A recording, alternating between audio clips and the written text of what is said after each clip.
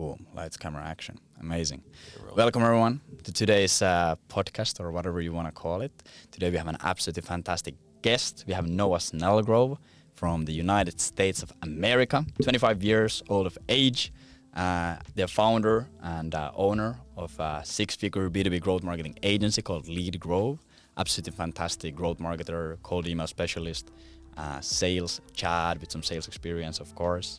He's also the member of our mastermind agent velocity.io, and at least in my opinion, he is the master of positivity and mindset and just bringing on good vibes. So I'm super excited to have you here. How you doing, man? Man, fantastic. Thank you so much for that intro. And this is a fantastic day. Just came off a great weekend, and I'm just so happy to be here to talk to you and kind of have this nice little conversation. Yeah, it's gonna be great. It's gonna be fun. And yeah, we just finished off our mastermind event here in Talin, Estonia. We're gonna talk about that a bit later on, but that's why Noah is in Estonia. It's a special chance to have you in person here. Absolutely.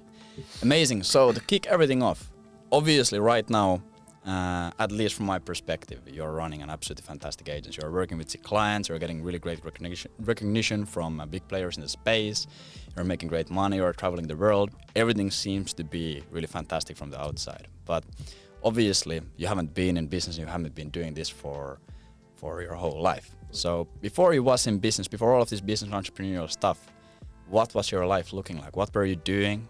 Where were you working a job? What kind of how was your life before that?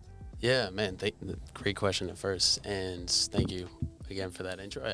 I try my best here, always trying to grow and learn, and I think that's a big reason why we're so connected, especially inside of AV as well. But really, I kind of had maybe something a lot of people will relate to, but growing up, I'm from a smaller town in Massachusetts, outside of Boston, about 35-40 minutes, and more of a blue-collar type of town. I grew up, went to high school. My regional high school was partnered with another town next to us, and I always kind of had a job, even from when I was really young, 13, 14, or actually before that, I would work with my aunt in her breakfast spot when I was like 12, and I would take home like $40 for going in on Sunday at like 4 a.m, and I would leave at 2 p.m. or so. I'd get $40 in a lunch at Brianna's, and that was one of my favorite things. Like, I remember getting that check for the first time and just being so happy about it. I would work with my cousin Derek, and it was just, it was a fantastic time. So from there, I always kind of, that was definitely where I developed the work ethic, or at least maybe just peeked into it. Definitely not develop it, but yeah. I always looked up to my parents. Both my parents worked very, very hard, and still do to this day. And throughout my kind of time in high school, I was always delivering pizza. I always worked at a flea market on Sundays, and had some kind of odd jobs in between there. So I was doing like snow removal in the winter when it would snow like crazy.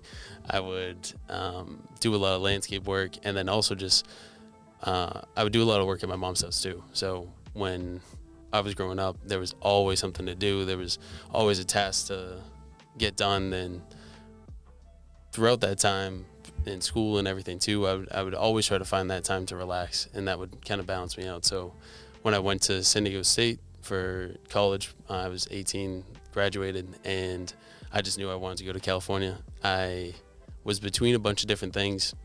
At first, I was taking a lot of bio classes in high school, and I really thought I was going to go into biology, and I really love animals. That's something that I still love to this day, both like dogs and cats and regular stuff, but also I really love wild animals and just getting into the outdoors. It's just always been my favorite thing. So for me, I kind of had this one realization. I took an internship when I was in high school, and I realized that wasn't going to be my path. Mm-hmm. I really, at that young age, I think you kind of glorify, of course, making money and mm-hmm. going out, and you see people, even in my small town, like business owners, whether they were owning a gas station. One of my really good friends, his dad owned gas stations, and another friend of mine, his dad had a sales and marketing kind of firm back in the day.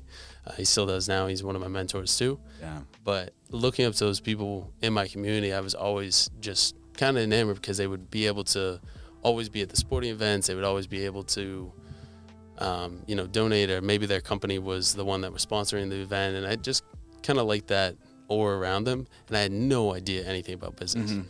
So for me, I mean, I think I didn't really have an idea. When I was younger, I would like buy and trade shoes, like Jordans and Nikes and all that type of stuff too. So I was really into that, and I would make a little bit of money. And thanks to my dad bringing me to all the shoe releases back in the day as well, we were able to, buy 2 pairs, keep one for myself, and then sell the other one to either for a little bit of profit, like $20 or something like that, or just a break even.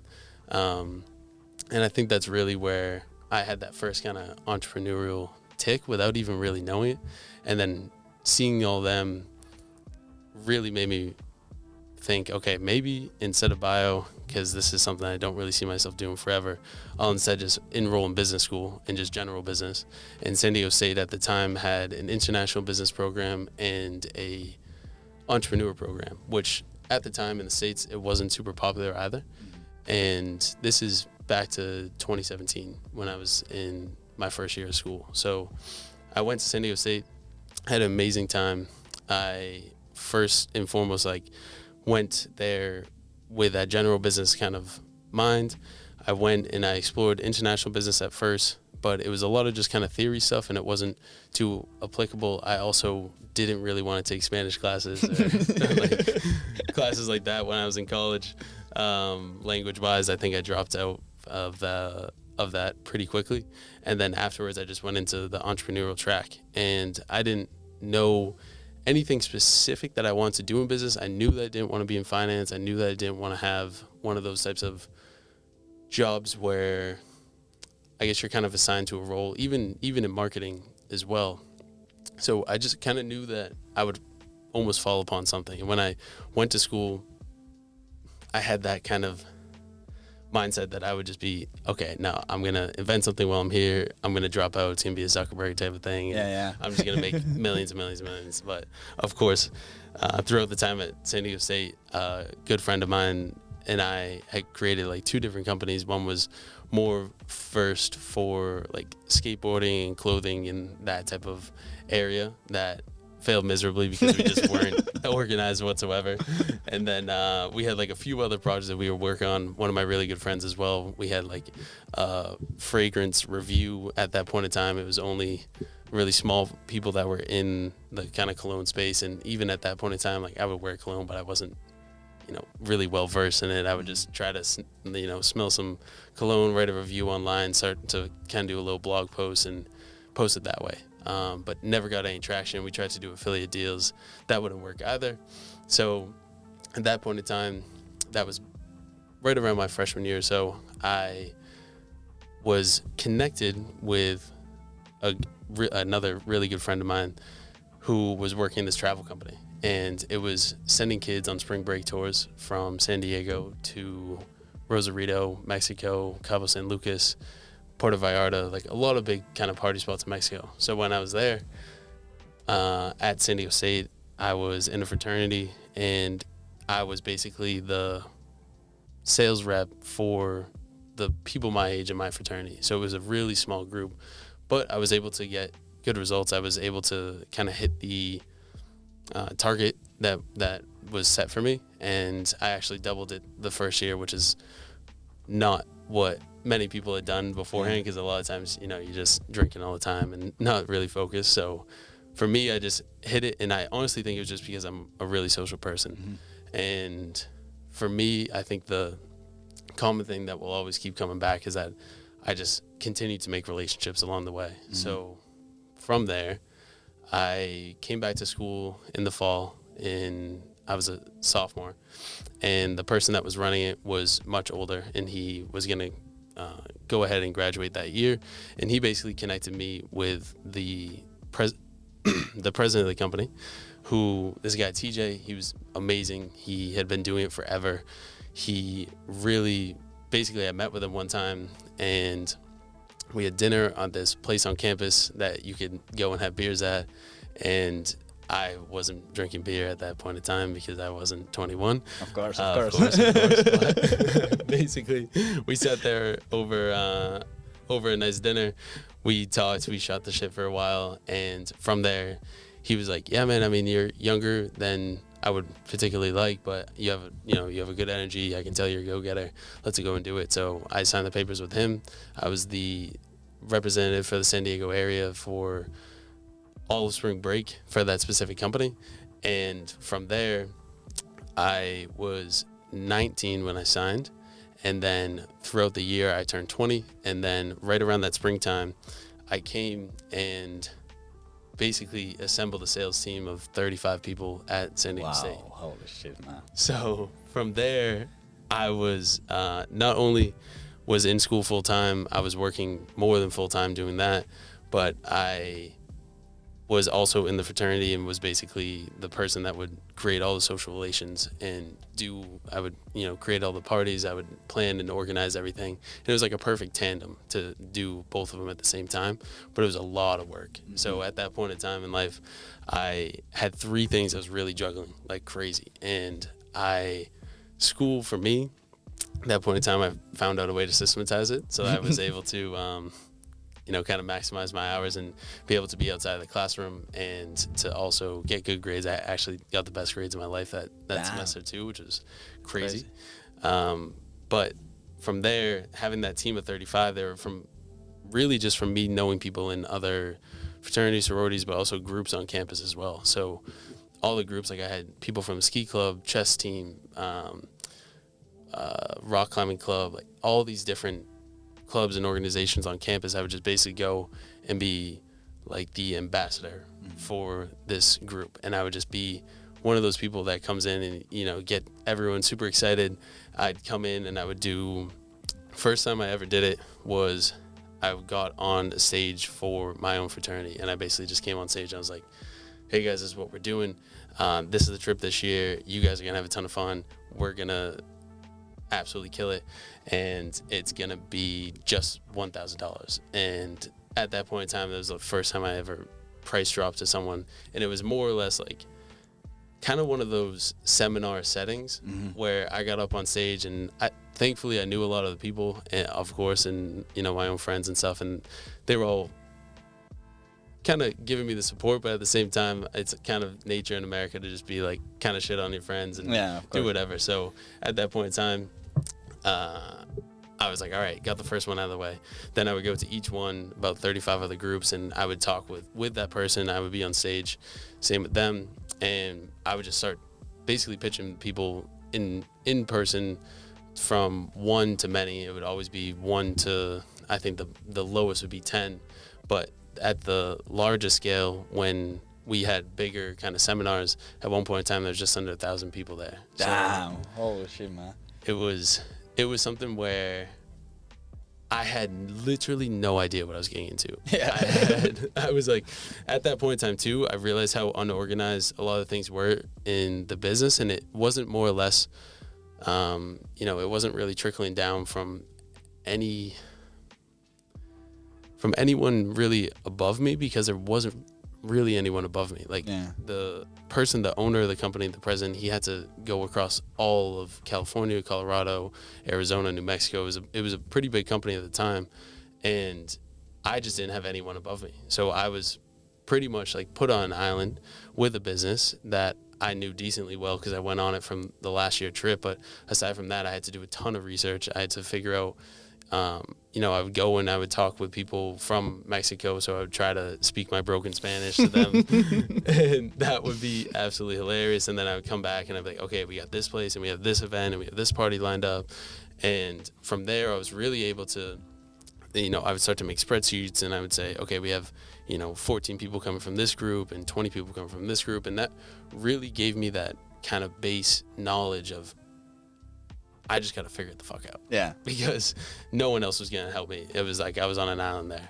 And of course, with everyone else, that was one part of it, but also managing that team was incredibly difficult at that point in time too. I can imagine. So just getting thrown into the belly of the beast, I was like, all right, I have one chance to do really good with this, because realistically, I was underqualified. I shouldn't have been in that position if you think about it from like a stats perspective. Yeah. But when I came there, I knew that, you know, you just gotta get to work. So Yeah. that was the first kind of real responsibility where I had numbers to play with. I had a little bit of a budget. You know, I ended up partnering with Rockstar Energy and Yacht, which is like a yerba mate company as well.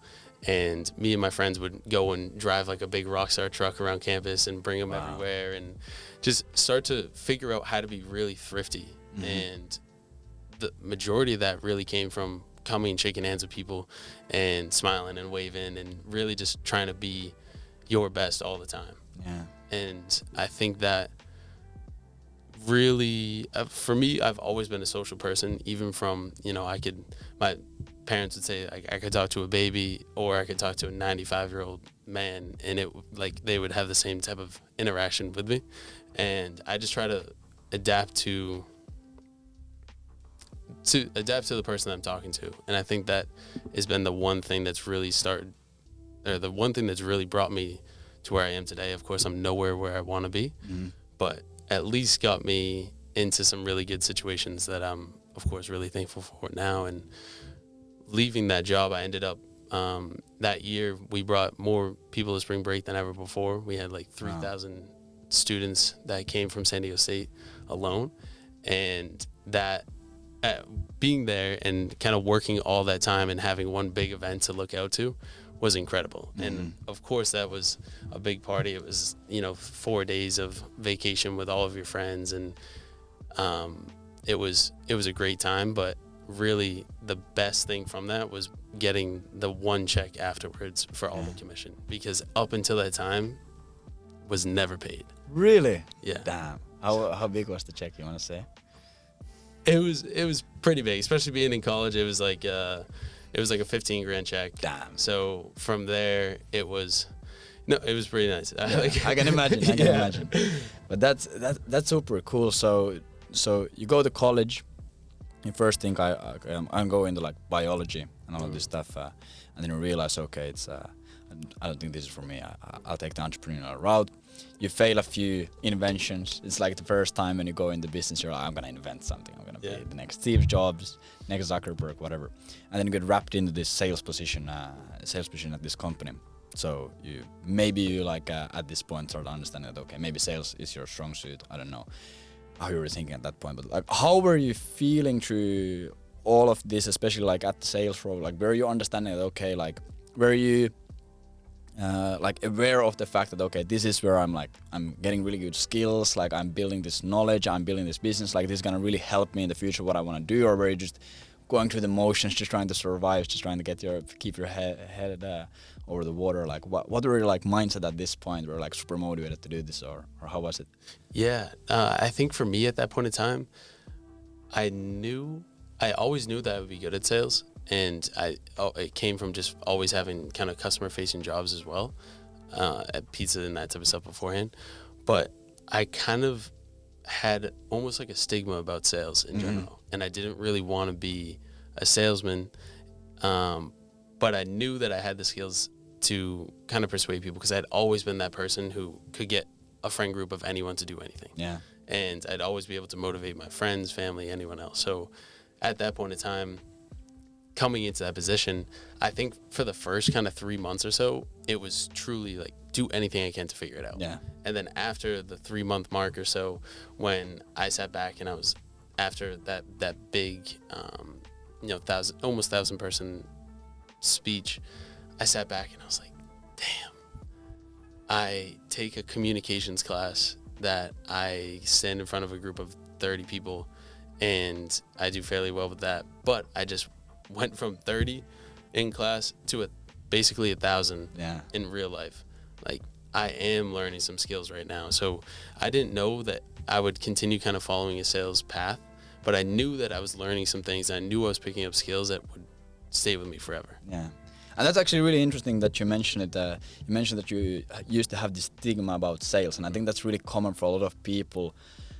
They think that sales is this sleazy, you're like a snake oil salesman, you're manipulating, and you're all these things.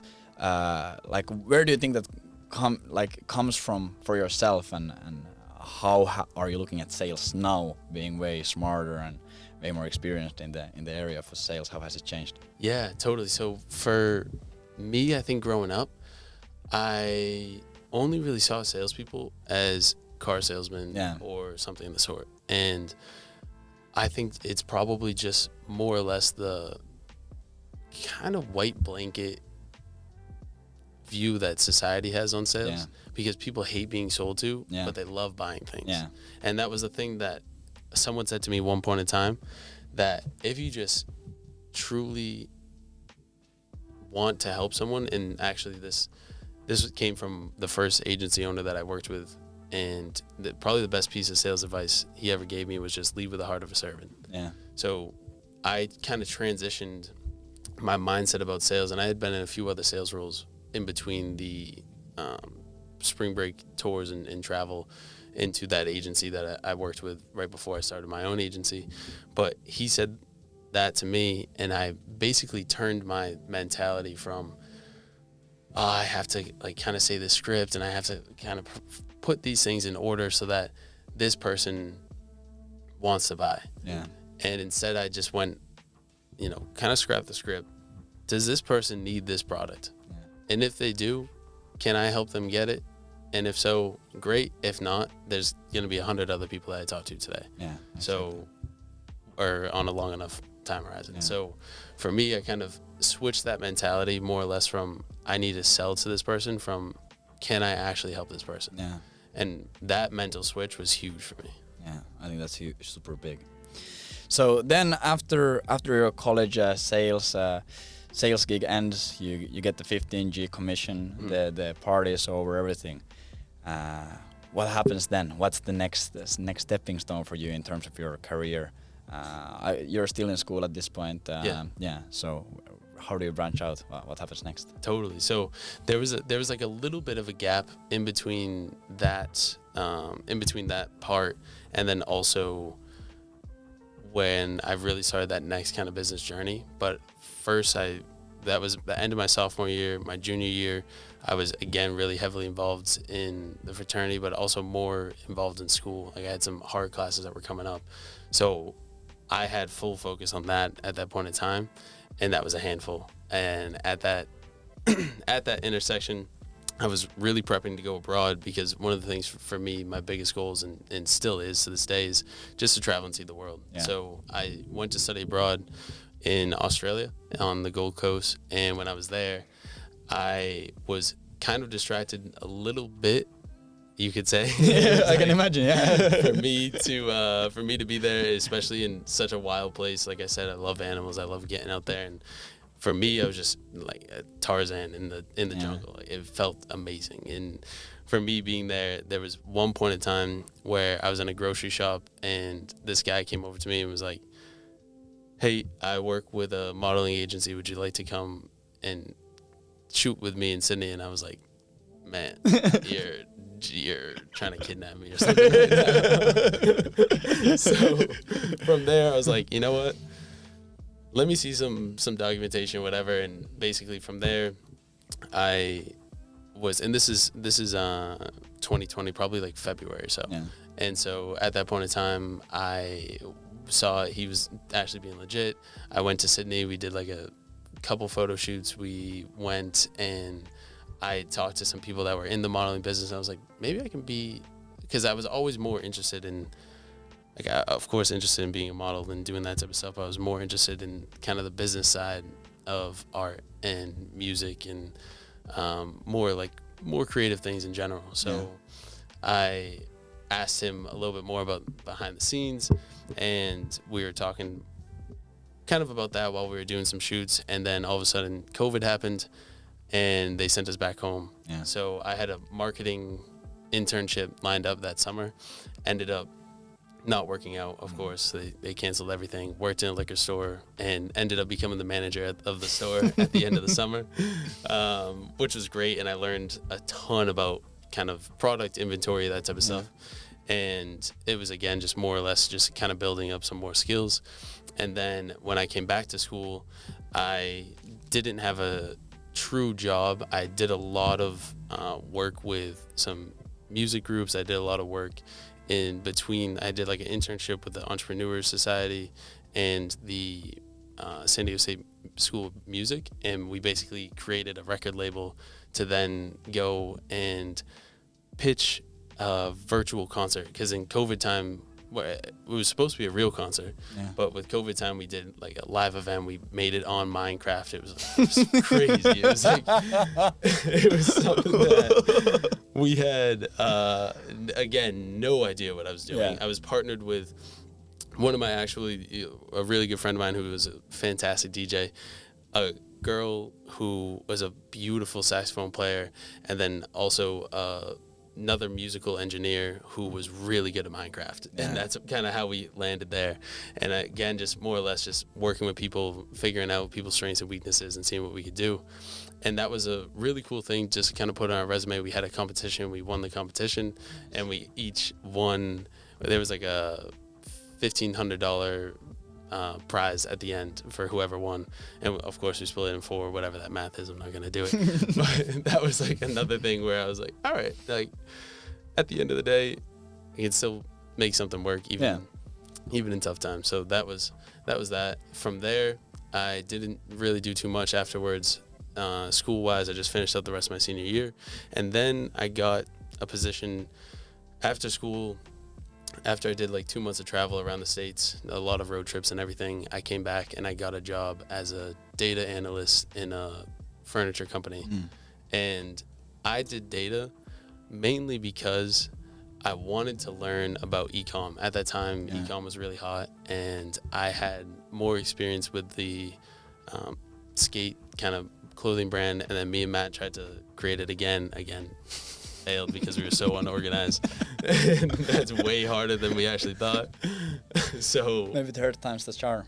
Yeah, it might be. Maybe have to bring it back, bro. It's actually, we still have some of the prints and everything from back in the day, and we saw him the other day. My friend sent them to me, and I was like, man, I still haven't gave up on the dream yet. So one point in time, baby.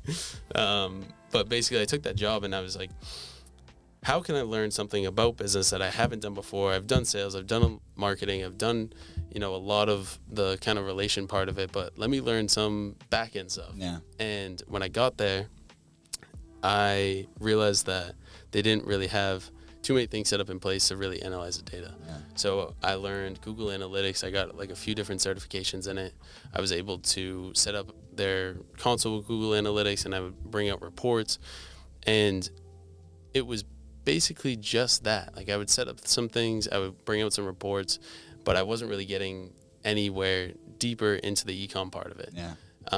And that was about it. I had that job for about 9 months, and I knew that I wasn't going anywhere. I was kind of in that space where you feel lifeless in that point of time. And I really, really hated that. I knew that I had so much more to offer, so much more to give the world. I was making terrible, terrible money. Yeah. I had made way more money beforehand doing other jobs as well. And scattered throughout college, I was working at like ice cream shops and other stupid things too. But like just getting tips and all that stuff. And I had always made more money than what I was doing then. So from there, I literally took anything that came my way to then go ahead and make money. And one of my best friends, who also is the same one that put me on to that put me onto the spring break tours, came to me and was like, hey, I'm working with this fishing and yacht charter company.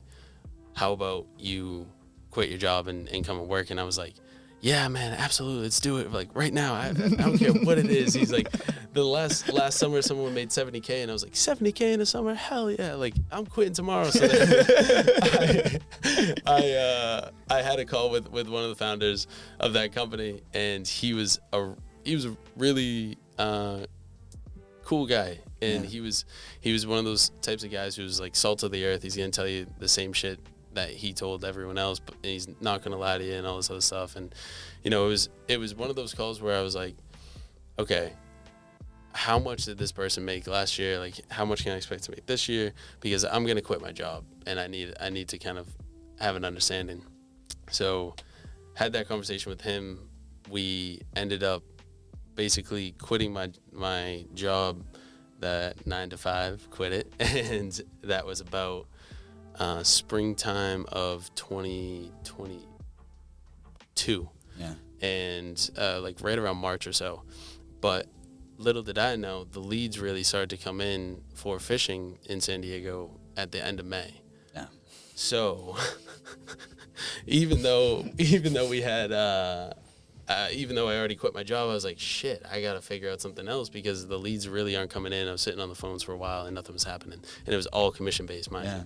So it was no base salary. It was nothing else aside from whatever I sold. And I've, of course, been in that position before with the spring break stuff. So I was like, okay, I can do this. But I had to figure something else out.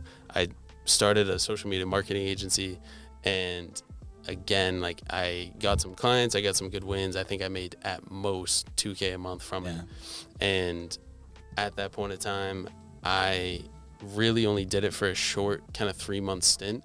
And then some big calls were coming in, and I was closing people on like 60K packages inside of the fishing and yacht charter, really doing high ticket sales for the first time. It wasn't that traditional closing, disco demo close or even one call close or anything like that. It was more or less people just calling in, talking to me. I would talk to them for maybe at the longest a week at a time, but it would be massive trips that they would go on. So I was, damn, okay, people spend a lot of money on things that they actually want, and I'm actually this person that is helping them get what they want.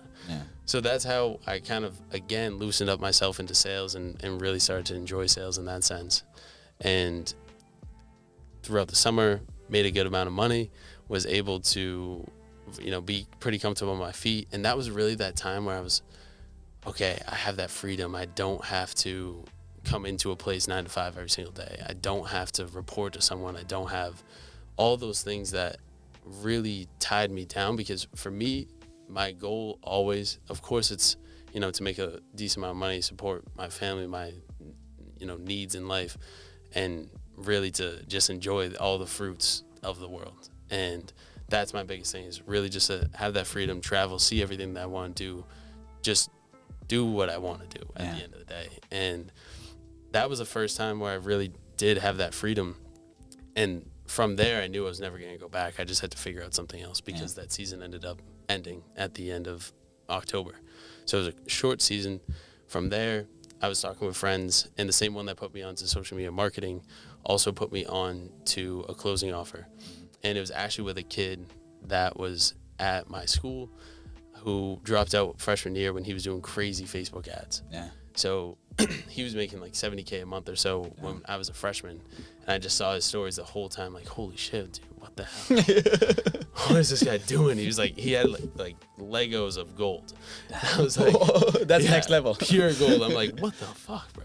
He's killing it right now. So ended up taking a role with him, and things were going really great for the first few months. We had, really high months. At one point in time, we were blasting that like 100K mark.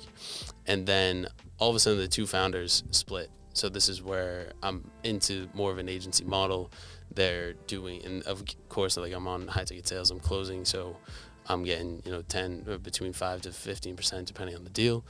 And it was more or less for virtual assistants. They had some systems built out, and they had a little bit of marketing inside of there as well.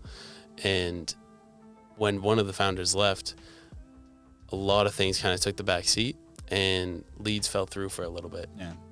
And we weren't getting as many meetings on the calendar, and really we came to the agreement between all three of us that were really working on it at the time, the founder, the other closer, and myself, that I would step back, figure out some appointment setting, figure out some way to get more meetings on the calendar, because I'll say this truthfully too, the other closer was better than me at that time.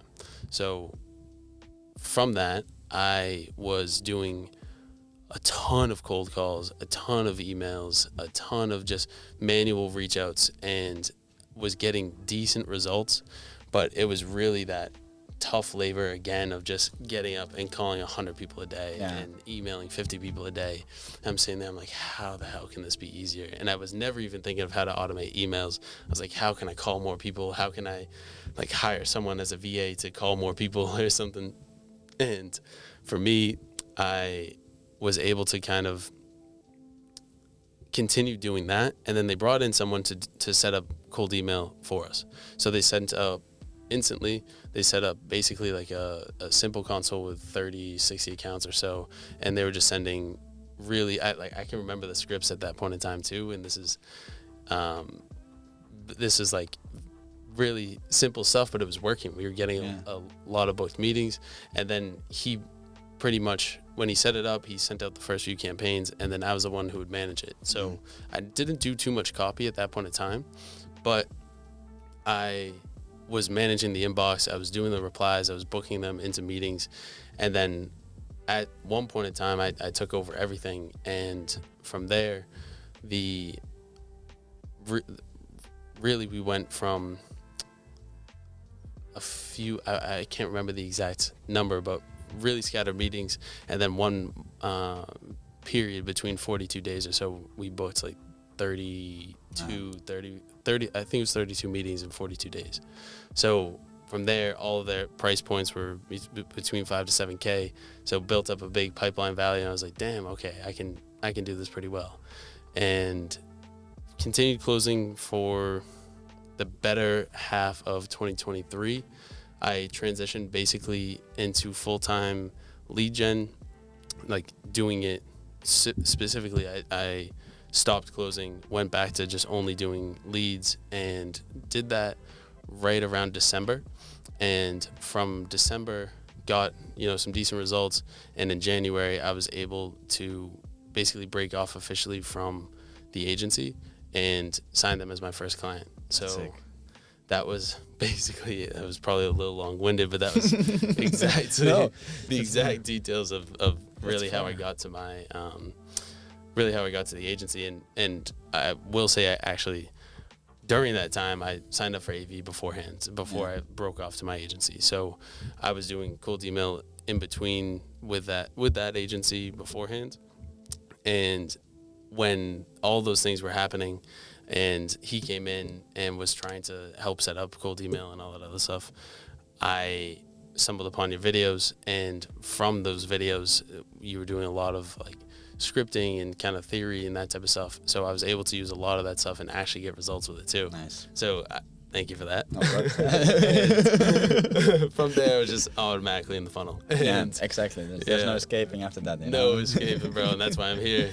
That's perfect. So yeah, and from there I joined AV at the beginning of September, and just I slowly built the agency. I could have done it a lot faster, but I was still just kind of not distracted, but I had my I don't know, my attention in other areas at that point in time. Yeah, of course. So that's actually really funny how you ended up in lead gen. It's like really similar for me, like working for an agency that does a bunch of different marketing stuff. Leads start drying up and you have to just figure something out. I was also doing the same, cold calling and doing email, and then like slowly learning like how to do email from that, and getting like the first pretty much like proof of concept, getting the first like case study. And I had the same exact thing. I used to work for them, and then they became my first client. No way. Yeah, it's a super similar story, so that's really funny. Cool. So during that time, like when you broke off from the agency and signed them as your first client, what was going through your mind when starting your own agency? Obviously, you had some proof of concept with lead gen. You already knew that you were good at sales. You were inside AV, so you had probably like a pretty good understanding of how the fundamental works and how the business works. What was that period of your life for looking like getting the first client, starting their campaigns, maybe getting a few other clients? I can't remember the exact details from 7 months ago, but how was that looking like for you, starting the agency? Yeah, it was very interesting, honestly. Since I was kind of doing half and half for a little while, I think it started me on a weird kind of trajectory with it. I probably didn't have the best communication with the owner of the agency that I was working with as well. And I think a few things were just not super clear in terms of our relationship and what was going to be going forward. When I started the agency, I thought I would have more of a kind of retainer base and then pay-per call and that type of model. But that wasn't the case. And again, it was kind of on my own fault for not communicating properly. And from there, I came from, having a good base and having some performance beforehand, like a true client that you would have really starting out in lead gen. But that wasn't the case. So when it was January and after Christmas and, you spend a ton of money on friends and family and, loved ones and all that, I was sitting in my apartment in New York and I'm like, God damn, I really got to figure some stuff out, but I really want to get good results because the case study wasn't really finished yet. Yeah. And I need to have a case study before I go out. And I realized that you just have to ram it. Yeah, exactly. So for me, what really helped was just being inside of AV and seeing how many people were simply just doing more.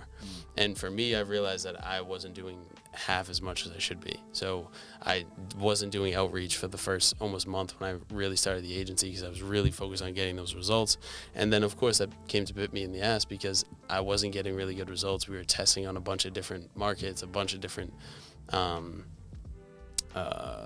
ICPs and all this other stuff. So for me, I went from, having pretty decent revenue, of course, always up and down too with closing, but for the most part, pretty standard.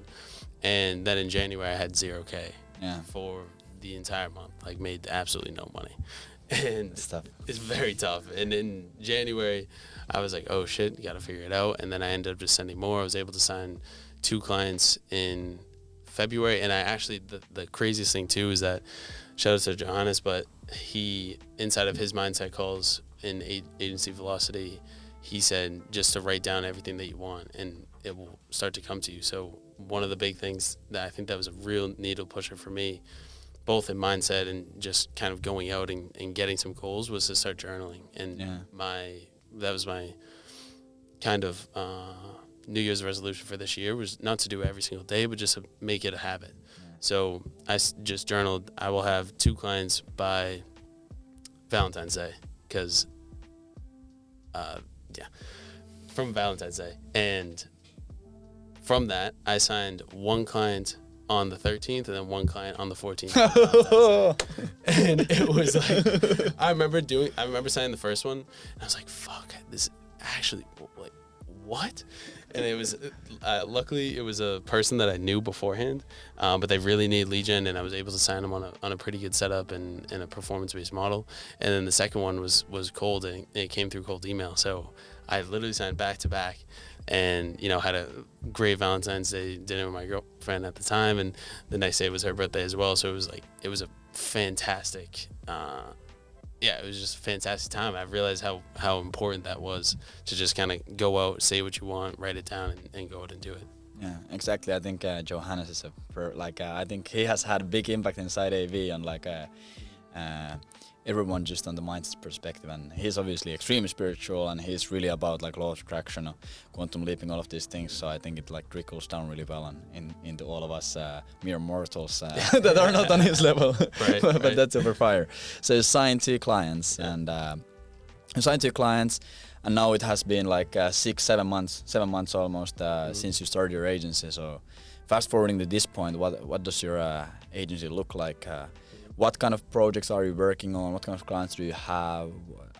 I know it's not anymore like just cold email specific. You have branched out into a lot of things as well. Mm-hmm. What does everything look like for you right now in terms of the agency? Yeah, so right now in the agency, we have 7 clients for the time being. And we've worked with a lot of them for a longer period of time. We recently have taken on some more clients. I still do the complete done for you cold email services, but I started to do more recently some kind of setups. I would do like a done with you setup, give a little bit of consulting, and kind of build and release type of model. And then now also kind of working in some consulting along the way too, from probably the past 4 or 5 months. And as of recently started to sign more clients for kind of go-to-market packages with more VSLs, video sales letters, more case study kind of templates, and really just writing out longer scripts and more kind of marketing sales assets. Yeah. And for me, I'm kind of a writer by nature. Before, like I told you, I was doing some of those blog posts. I actually worked for Barstool Sports at one point in time, and I would do a little bit of blogs for them. And that was, I forgot about that in college as well, but yeah, I did that for my school and wrote some stuff there. But I really just like really effective, persuasive writing, and that was something that I definitely picked up along the way.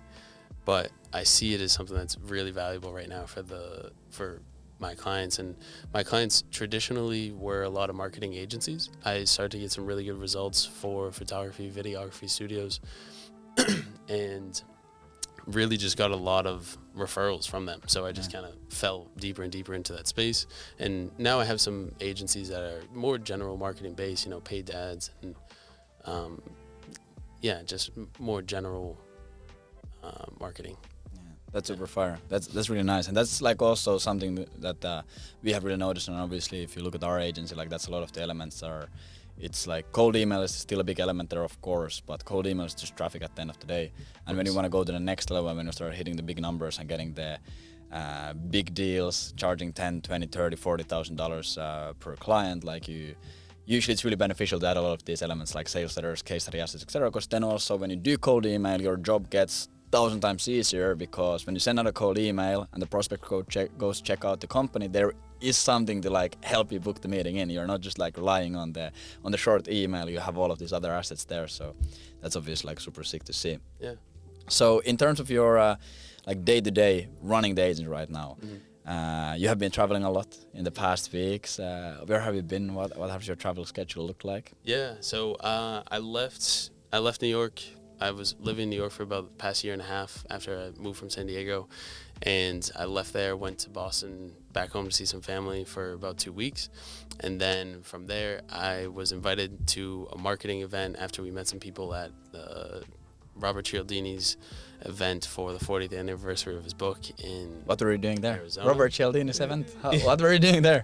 So basically, Johannes, who we've mentioned, is one of the consultants for Cialdini for their online influence program. So he said he was going to the States. I'm one of the people in AV. It's a lot of course, as you know, a lot of European people inside.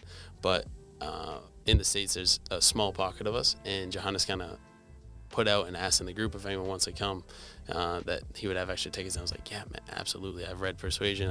I've read, you know, his books, and I definitely want to go market, you know, network with people in the marketing space and just kind of continue going there. So went there, had an amazing weekend, met really, really influential people, continued to just grow and network in general. And then from there, I met this woman who was one of the keynote speakers in an event called the Digital Enterprise Show in Malaga, Spain. And she was from Spain.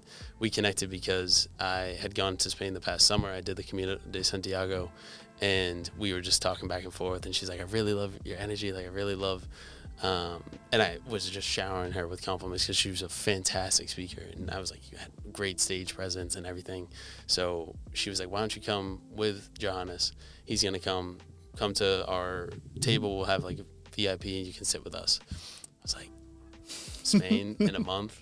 Yeah, absolutely. So that started off the summer plan. I knew that we were going to have an event at some point in time. It wasn't nailed down yet with the timeline, but I was like, yeah, absolutely. So I booked the ticket, decided to go straight from Boston to Malaga, and from there, that's, you know, that kind of where we left off in that stories. Went to Malaga with Ellie and Johannes. And from there, we went to the Digital Enterprise Show for 3 days. First 3 days that we were there. Last 3 or 4 days, we just kind of mastermind between the three of us. We were, you know, going out and enjoying ourselves in the Spanish summer. Just absolutely having a great time, going to the beach, enjoying ourselves, doing little hikes and getting some runs going as well. And from there, we went to Marbella for the next week where Johannes lives. And in Marbella, again, we were just networking with so many people. There's so many entrepreneurs there. It was just a really beautiful space. It kind of felt like home to me in San Diego because it's just, you know, really beautiful mountains right on the water, just palm trees everywhere. It's gorgeous, like a dry summer heat. And the other craziest thing for me too, I mentioned I absolutely love animals and just being outdoors in general. So Africa had always been a place I always really wanted to go. And I sat on the beach for the first time looking out, and I see like mountains and stuff across the way. And of course, it's Mediterranean, or there's the Aegean Sea. And I'm like, hold on, wait a second. And I pull up my maps on my phone. I'm like, that's Morocco. So I'm sitting there, I'm like, damn, no, this is really amazing. And at that time, I signed two more clients into the agency, one right before I left, and then one while I was in Spain too. So I was feeling really good. I'm like, damn, I'm traveling, I'm growing my business. It's always been a goal of mine to just travel freely, grow a business, and do it with friends. And I was like, boom, boom, boom, checked all 3 boxes right there. And I'm sitting there, I'm just like sitting on the beach, I'm journaling again. I'm just so grateful for it all. And then I had a plan to really only stay for 2 weeks. Some stuff happened in the personal life, and just decided, well, the Talin event is happening in the end of July or middle of July. I'm just going to stay. Like, there was no true reason for me to go home at that period of time. I ended up staying in Marbella. We did like a few small trips in and out, just kind of going and sightseeing around, going to some different hikes and all that type of stuff. But really just had a great time networking, being with people in the space, learning from Jonas and Elliot, really just sharing some knowledge between all of us and just enjoying ourselves. And then from there we came from Malaga. Jonas and I came here about 4 or 5 days ago, and now of course, just had a fantastic time with all the guys, networking, having some good speeches, and really just at the end of the day, just meeting everyone in person was just amazing. Like, being connected for 10 months or so online now, and actually shaking hands, seeing people in person has just been by far one of the best things. It's so much power in that group alone. It's so amazing. It's crazy. It's always like every single time. Obviously, this is only the second event we've done here in Talin. Last year we did one, but it's always this like really, everything like becomes more real. Of course, everything feels really real. You talk to people on Zoom, and we do our group calls, multiple calls. You talk to people on Slack, etc. All of these things. But when you these events, they're like time stops, and you're like, damn, this is actually what we have been building, and these are the actual people. Like, these people actually existed. So it's like a weird thing to explain, but it's so great. Yeah. What was your favorite part about the event? We obviously did a bunch of stuff. We did a bunch of great things. So what would you say was your favorite? Yeah. For a one-off fun event, I mean, honestly, I really enjoyed everything in general. It's good to hear. But of course, one-off fun event, I really love doing airsoft together. Yeah. That was by far one of the funnest things for me. I'm like a very competitive person, so being in there, that was a lot of fun. But I really enjoyed the second day, or the first night, when we went from the dinner over to the cigar lounge, and we just all played poker. We were talking with each other. I learned so much from everyone inside, because everyone just brings different parts, right? Like, I'm really well versed in, I think, to talk about myself, I guess I think I'm well versed in sales and social skills and that kind of realm of it, and just making really good relations. And I think everyone else has things that I lack. So it was really nice to just kind of sit there, enjoy nice cigars, drink nice whiskey, and just kind of sit there, have some aristocratic type of environment around us, and just enjoy and really just share some knowledge and really level up at the end of the day. Yeah, that's great.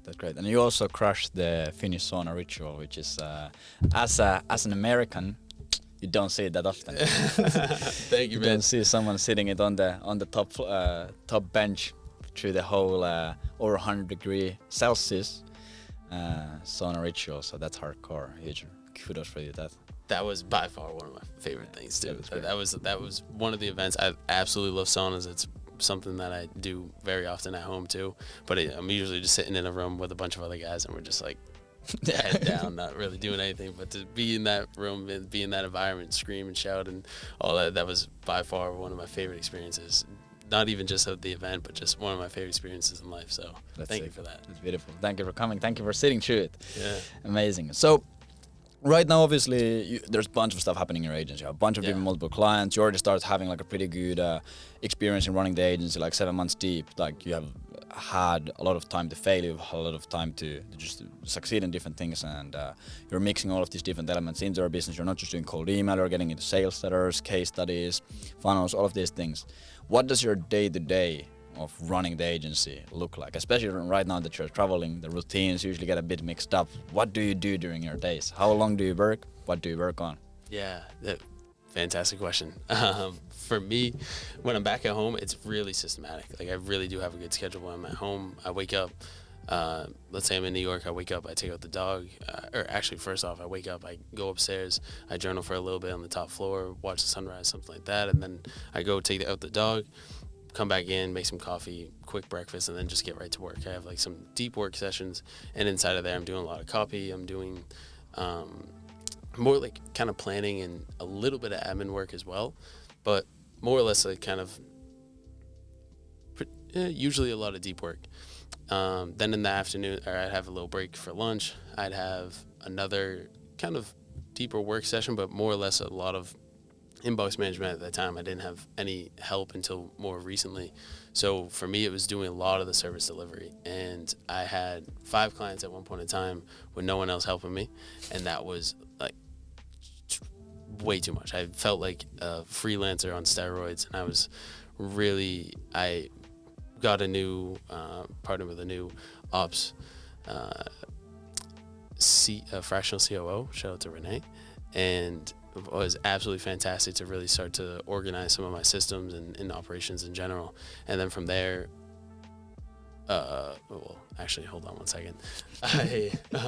So that's basically at home. I would do a lot of inbox management. In the evening, sometimes I would get more kind of creative and would be able to write, VSLs or something like that. And really, I was doing it without even having clients to write VSLs for. It was more or less for my own self, so that because I knew you would always hammer out how important VSLs are, like how much weight they bring to the company, how much they really they just hold their weight in terms of sales and making money. So I knew that was a very important thing to just get good at the end of the day.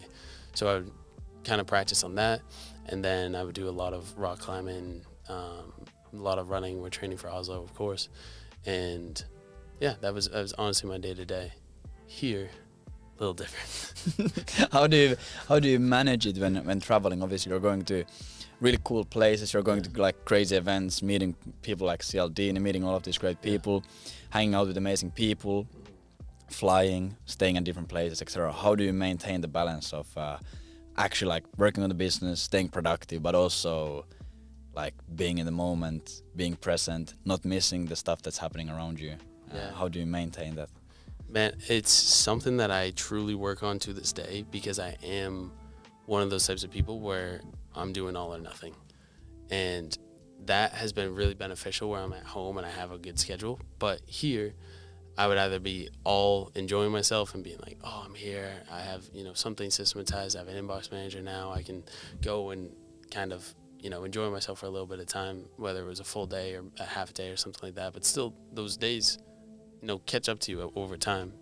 And then I would also have days where I was just working 10, 12, 15 hours here on more, bigger things, setting up for the future and so on and so forth. But then I wasn't enjoying myself, and I'm like, what the hell? I had a fantastic day yesterday. Now I'm in the trenches.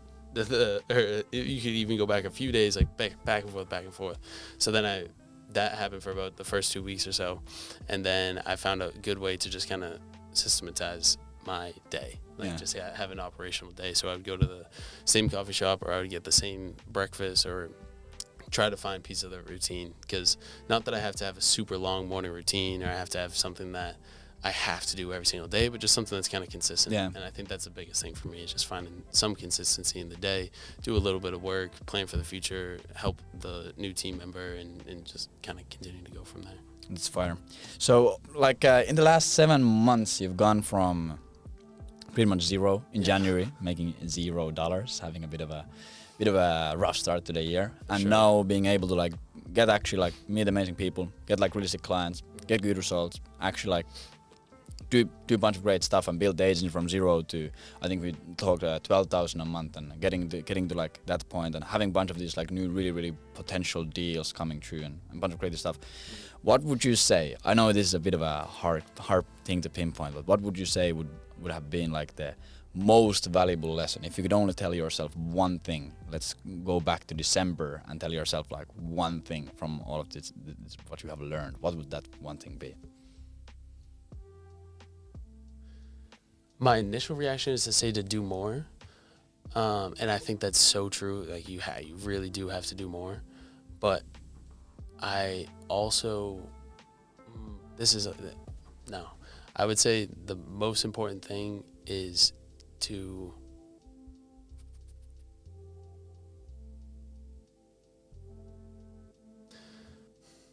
It's a hard question. It's a really hard question. I'll say do more is 1.1, but for the true one, it would be to wake up every day and think how you can be better. Yeah. And honestly, it doesn't have a specific thing. For me, it was have a better attitude. Yeah. Because there was a lot of times, especially at that 0K month, where I was down in the dumps. My mindset was horrible, and I was like, I know I have skills. I know I can make a lot of money.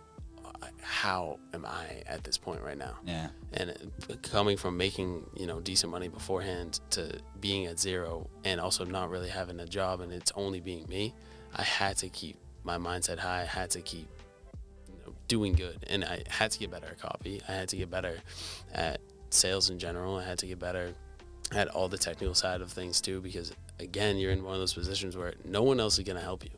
So just figuring out one area that you can be better at every single day, and even if it's the same area for a day, a week, 6, a month, however long it has to be, just find something that you can do to be better. Yeah, that's sick. That is a pretty killer piece of advice. Like, if you're 1% better every single day, it compounds a lot. But if you stay stagnant or if you get worse, obviously, like over a period of a year or a period of 5-10 years, the just 1% increase has like a huge impact. What would you say right now? Like, is the big goal that you're working towards? What's like? Of course, I'm not gonna say end goal because you never really know about the end goal. It's like we still have a lot of years in front of us. But what is really the big thing that is driving you forward, getting over the starting hump, getting over the starting obstacles, figuring it out, starting to make some money, starting to be able to do all of these things?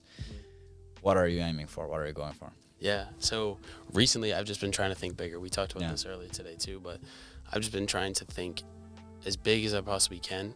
And for me, I want to work on brands, and really at the end of the day, bigger brands, not specifically B2B, but more kind of storytelling in general. So I think that's why I'm kind of starting to lead towards doing more longer form content, doing a lot of VSL type of work, so on and so forth, just being able to kind of bring more storytelling and more, I guess painting just a bigger picture marketing wise in general. Like I had a dream when I was younger at one point in time in school that I wanted to have a big marketing firm. I was taught by an amazing professor, Bern Schroeder, who worked way back in the day with like Apple and Amazon and had huge clients like Mercedes and all this stuff, and would talk about kind of just feeling out a brand. And I know that I've done some good work beforehand with some affiliate stuff like I told you about, and I really want that to be my, I guess you could say, end goal, but to really transition and to start making more connections with those types of people. And luckily in Marbella I had some good connections to do so I have a few projects in the work right now, but I guess just more or less working on bigger projects and more thought-provoking, more kind of creative side of things. It's fire. You also mentioned when we talked together, you also mentioned that you're thinking about starting to document your journey in some kind of way. Is this something that you're planning to do on public or just for yourself? Are you planning to upload the documentation anywhere? Yeah, I think for me in general, I definitely I want to put it public. I've been documenting things honestly my whole life, whether it was journaling or making little videos for myself and just kind of seeing progress over time. So I want to really build that story. I know one day I'm going to be someone that that brings a big impact in whatever tiny, small piece of the world that I am known in or whatever. I want to kind of document this journey, whether it's for me, myself, for my kids in the future, for anyone who's in my family, or for anyone else who really wants to see it. I don't care who does want to see it. I just want to kind of have something to look back on. And kind of like I mentioned for my grandfather, like he's an absolute legend in everything he does in life. And I sat and looked at him at one point in time. I was like, because I just take notes on everything he does. And I think that's where really the idea stemmed from. And I want to build this. I said this to Rob earlier, but I want to build grandfather lore. Yeah. We were talking about it as well. Okay, yeah. And I think that has always been kind of like a North Star for me as well. So building that, kind of documenting my journey, putting it on YouTube, and just kind of, again, just building a bigger brand for myself is really a massive goal of mine. That's super fair. If there's someone watching right now and they're like, okay, I want to follow this guy's crazy journey, where can they find you? You can find me on YouTube at Noah Snellgrove. It's going to be linked in the description, so absolutely, go fucking check it out. Yes, sir. I guarantee you won't regret it. Thank you, bro. Thank you. And I love all your vlog videos as well. I'm very excited to see the one coming up next too. Same. I'm during the event I was thinking, okay, this should really be filmed, but we're really in a great moment right now. I don't want to pick up the camera, so I'm also really excited to see what it turns out. It's like a lot of missing pieces from the event, but totally. I think it's authentic though. Yeah, I think so as well. And at least I have one good airsoft video of me gunning down Jack. So I think even if I upload that alone, I think it's gonna be a great video. Without a doubt, man. Without a doubt. Amazing. But thank you so much for being here. I think that this has been an absolutely fantastic session, and I hope anyone there watching has also enjoyed it. Of course, if you're looking to get into the B2B lead generation game and you're looking to start your own agency, go check out our free course down in the description. And of course, if you want to join our mastermind or other stuff, agentvelocity.io, you can also find the information down from the description below. And of course, the most important, Noah's channel is going to be there. So amazing. Thank you, man, so much for being here. Thank you, everyone, so much for watching. And yeah, take care. Bye. Cheers.